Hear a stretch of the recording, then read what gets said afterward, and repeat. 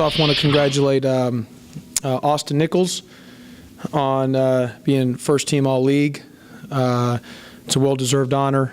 I think he's had an outstanding year, especially from the defensive end. His improvement has been, flat out terrific. So really proud of Austin. He's continued to, to go from Rookie of the Year last year to first team All-League. The type of year he's had has been outstanding, and there's no question I think he would have broken the single season shot block record if he had not gotten injured. But obviously that's part of the game. So really happy for him, proud of him. And regarding Temple, on Friday, they're a very good, very, very good basketball team. Will Cummings, who's a first-team All-League guy, he's a big-time player, but they've got a lot of really good other guys, in Morgan and DeCozy and Bond and Josh Brown. I mean, they've got a lot of players, and I know Coach Dunphy's going for 500 wins, which I think, the guy should be in the Hall of Fame, or at least in strong consideration to be in the Hall of Fame. I just hope he doesn't get a 500th win.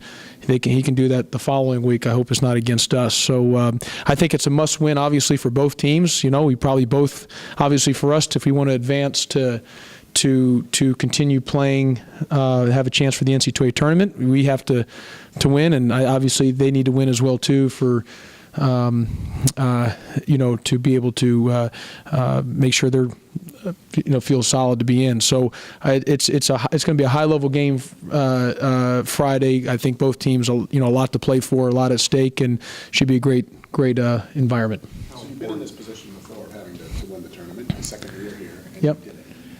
What's that challenge like? Well, Jeff, I mean, we've got to, when we went into El Paso that year, you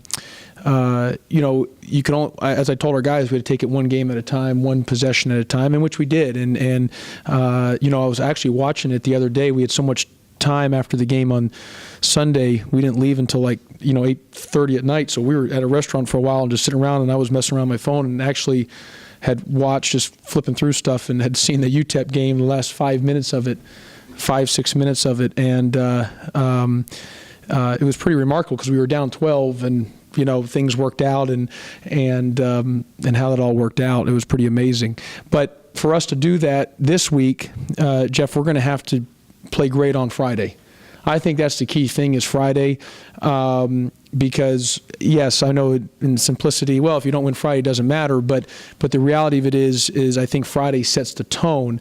And it was sort of like that time in El Paso. We had played a very hard-fought, good game versus Southern Miss that year, which, it was back and forth, and it was a high-level game for both teams, must win for both teams, and we won. They missed a buzzer shot, or they actually hit a shot at the buzzer that didn't count, and then we won the game. So starting off on that playing well from the start to the finish for 40 minutes, I think sets the tone. You obviously got to win the game, but playing well sets the tone.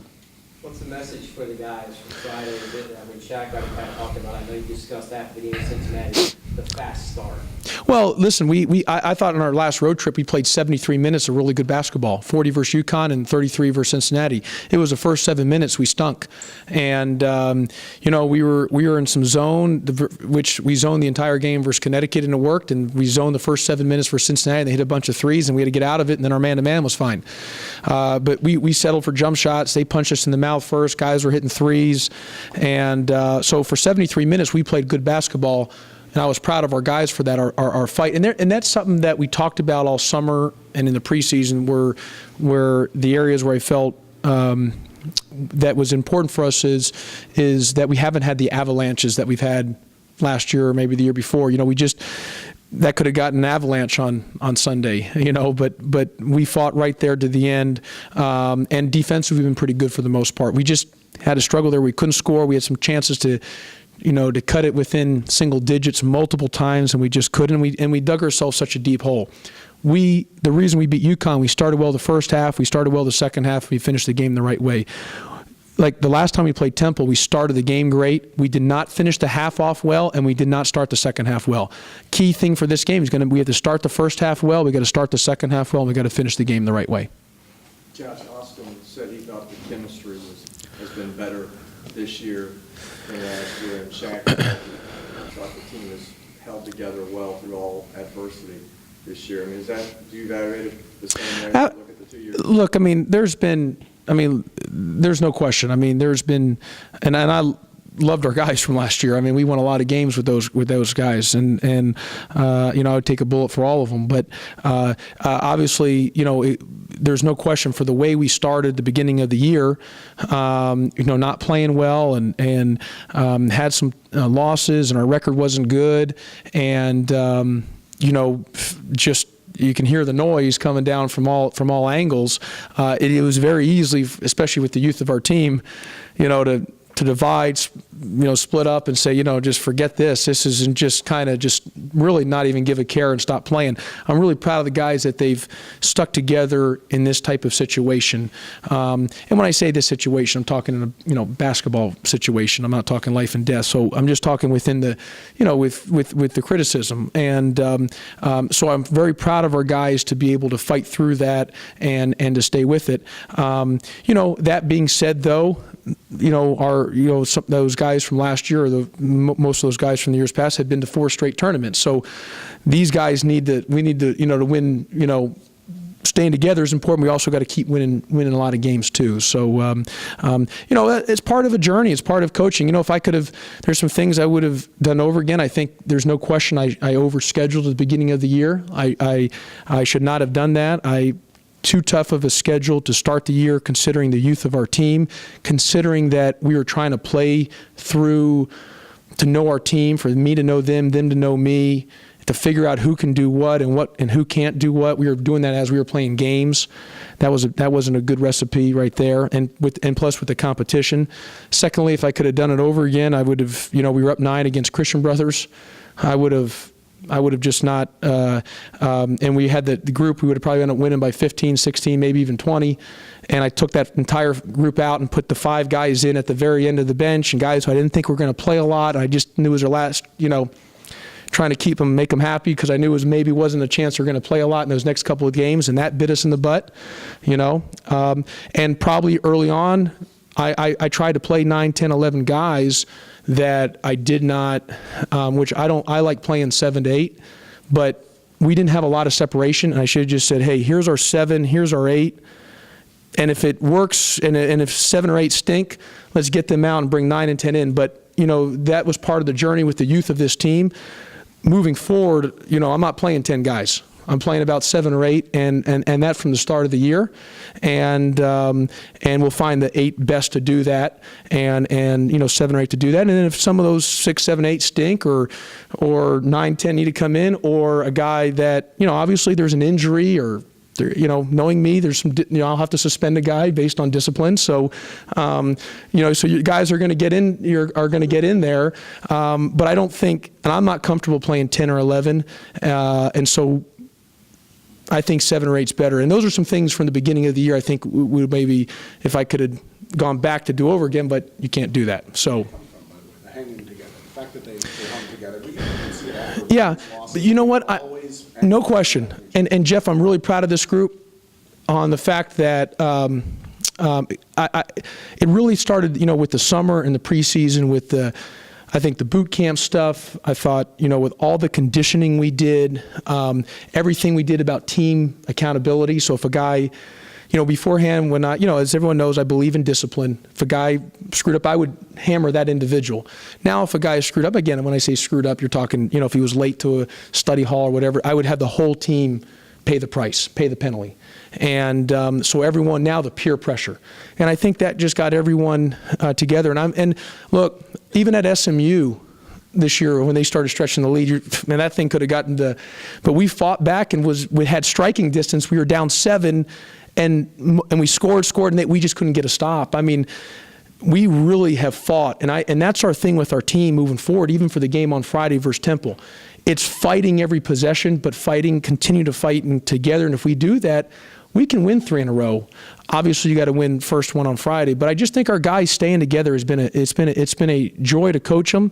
There's been no splittering. It doesn't mean guys haven't been frustrated, Jeff. I mean, guys have been upset. Of course, they're going to be mad at me for not playing a lot and this and that. I mean, that's all part of a normal team. But guys have really bonded and grew together. And I think, like for example, Calvin Godfrey. Early in the year, I had to suspend him because of his actions, how he acted when he came off the court, which was not acceptable. I had to suspend him the next day. He kind of hit rock bottom, but look at him now. He's really stepped up for us. He's come through for us here. Austin, goes down, and he's taking advantage of those minutes, and he plays his tail off. So he was crushing. He was crushing the locker room. He was really crushing the locker room because I think it came to a head to him that this is coming to the end, and I don't know if it, you can say that to guys, but until they experience it, I don't think they fully understand it until it happens. And that's why for a guy like him, he wants to continue playing, and that's for us to continue playing, we got to win on Friday. Can I get back to that Christian Brothers thing first? Yeah. It's interesting to me that you bring that up. Do you think that game is more costly in terms of kind of public perception and kind of fueling how people... No. You know what? If I could, 100%. Here's the thing: we played St. Louis on Saturday. We needed things. We were playing Christian Brothers. I think was it Tuesday, Lamar? We played them Tuesday. I think it was Wednesday. So I had to give the guys off Sunday. I did not do anything in preparation for Christian Brothers. I saw on the film what was wrong with us for St. Louis that we needed to correct. We needed to work on. Well, the issue is you're playing Christian Brothers at that style. They're a senior team. And I told Dave Voloshin before the game when he gave me, I said, Dave, there's a chance we could lose it. We haven't done any preparation because we play Wichita State in a week.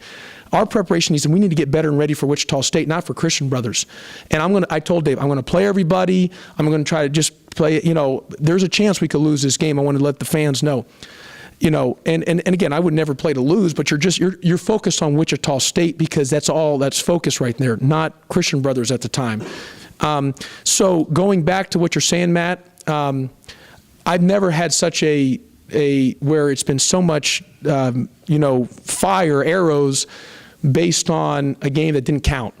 It didn't count. It doesn't count, because my thing, if we're going to count that, then I should get credit for about 15 more wins for the exhibition games. I want to go to my record. So I would I understand that Division II, Division I, but it's more about their style, and it's a tough style to play if you haven't prepared. Should we still have won the game? Of course we should have. But I think that's what I said, if I could have done it over again, we were up 9, I would have just left that group in. We probably ended up winning by 15 or 16. I would have just maybe by 20. Because every year we struggle, even going back to Coach Cal's team, we struggled against Christian Brothers till the very end of the game. We pulled away. I pulled that group out, pulled guys in, and it just didn't work out, and it backfired. And that's no one to blame but myself. Should we still won the game? Of course. The loss then became symbolic or something? No, I just think Would you have changed it then since it didn't count? No, but because I think for the city it became like, oh my goodness, this is just the end of the world. The sky's fallen. The world has gone back to being flat, and but it didn't count. The game didn't count, but it was hard to tell everybody that. And then what happened? The very first game we played is Wichita State. We were down 29-22 at half. Had some we should have been up, and then they pulled away, and that's a hard game to play. We had all those turnovers.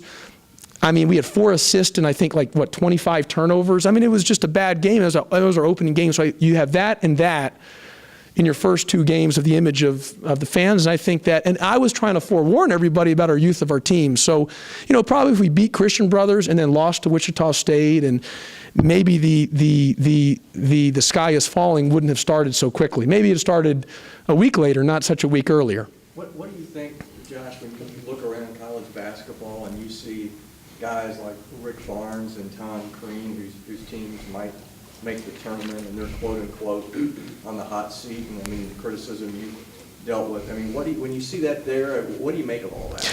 I mean, look, if you look at 6 years, in our first 6 years here, we've had the most wins of any Memphis Tiger coach in the history of first 6 years. We've won a lot of games, but I also understand. And we've been to 4 straight tournaments.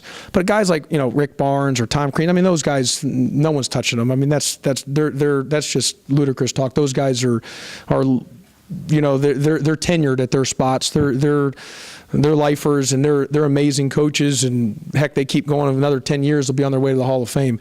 You know, my situation is, I think when I got hired, there was a section of people that probably didn't want me to be hired, and there was a section of people when I lost the first game, when we lost to Kansas wanted me to be fired, and that section has remained the same, and that's just being the head coach at Memphis. And Coach Calipari said it. He said it. This is whether it's New Jersey Nets or Kentucky, the toughest job he's been at has been Memphis. It's not an easy job. It's a great job, but it's not an easy job because there's so much, intensity with it, but a different intensity than you might say, well, what's the difference in Kentucky intensity? There's tremendous intensity there, but it's either you are in Louisville and you're a Louisville fan, or everyone is Kentucky. There is no so there's a lot of things because you're in the middle of you're in the middle of the SEC. So you could have as people say, you could have a fan that's a football fan of one school and a basketball of another. I mean, there's just a lot of moving parts, but I embrace it. I think I've loved every second of this job, even through the criticism. And I've said this: when we started 3-4, I sat up here in front of everybody and said I should be criticized. I didn't duck from it. I haven't hid from it. I haven't, been upset about it. I believe when we were sitting here 3-4, my issue was I tried to forewarn everybody that this was going to be a transitional year. And it has been. And I do think if we beat Christian Brothers, I still think people would be upset.